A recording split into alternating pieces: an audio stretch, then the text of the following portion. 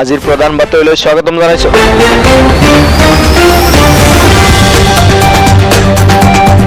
ৰাছিয়াৰ বিৰুদ্ধে ইউক্ৰেইনৰ যুদ্ধত ইউক্ৰেইনী সেনাৰ লগত দেখা গৈছে ভাৰতীয় ছবি। ছচিয়েল মিডিয়াত হৈছে ভাইৰেল। ৰাছিয়া যদি ইউক্ৰেইনৰ ৰাষ্ট্ৰপতি জেলেনস্কিক হত্যা কৰে তেতিয়াহ'লে ইউক্ৰেইনীসকলৰ আছে আন এক পৰিকল্পনা সম্পৰ্কে বিস্তাৰিত একো নকয় মাৰ্কিন যুক্তৰাষ্ট্ৰৰ বিদেশ মন্ত্ৰী এণ্টনি ব্লিংকন। যুদ্ধকালীন পৰিস্থিতিৰ মাজতেই 11 বছৰীয়া কিশোৰ এজনে হাতত ফোন নম্বৰ লিখি লৈ প্ৰায় 1000 কিলোমিটাৰ পথ অতিক্ৰম কৰি ইউক্ৰেইনৰ ঝাপৰিঝিয়াৰ পৰা স্লোভাকিয়াত উপস্থিত হয়।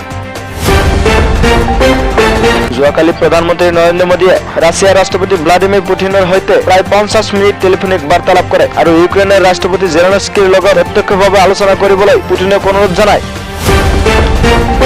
টাইপিং এছিষ্টেণ্ট গ্ৰামাৰলিয়ে 2014 চনৰ পৰা 2022 চনলৈ ৰাছিয়া আৰু বেলাৰুছৰ পৰা আৰ্জিত সমস্ত ধন ইউক্ৰেইনক দান কৰিছে।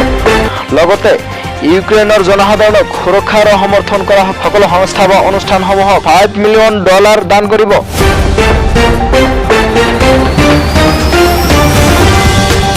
বিশ্বৰ আগশাৰীৰ নিয়োগকাৰী এমাজনৰ প্ৰতিষ্ঠাপক জেফ বেজোছে ইউক্ৰেইনৰ উপ প্ৰধানমন্ত্ৰী মাইখাইল ফেডৰভলৈ লিখা অপেন চিঠি তেওঁলোকে ৰক্তপাত পছন্দ নকৰে বুলি জনায় আৰু এমাজনৰ ৰাছিয়াৰ পৰ্টেল বন্ধ কৰাৰ কথা উল্লেখ কৰে।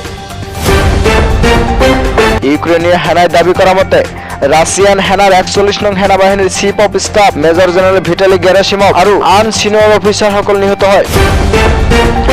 আজিৰে পৰা ইউক্ৰেইনত সেনা প্ৰেৰণ নকৰে ৰাছিয়াৰ ৰাষ্ট্ৰপতি ভ্লাদিমিৰ পুটিনে। ৰাছিয়াৰ কেইবাটাও নিউজ চেনেল হেক কৰিছে বেনামী হেকাৰে, লগতে টুইট কৰি ৰাছিয়াৰ জনসাধাৰণক ইউক্ৰেইন হামলাৰ বিৰোধিতা কৰিবলৈ আহ্বান জনায়। বিগত কেইবাদিন ধৰি চলা যুদ্ধত ইউক্ৰেইন প্ৰায় 77,000 কোটি টকাৰ ক্ষতিৰ সন্মুখীন হৈছে।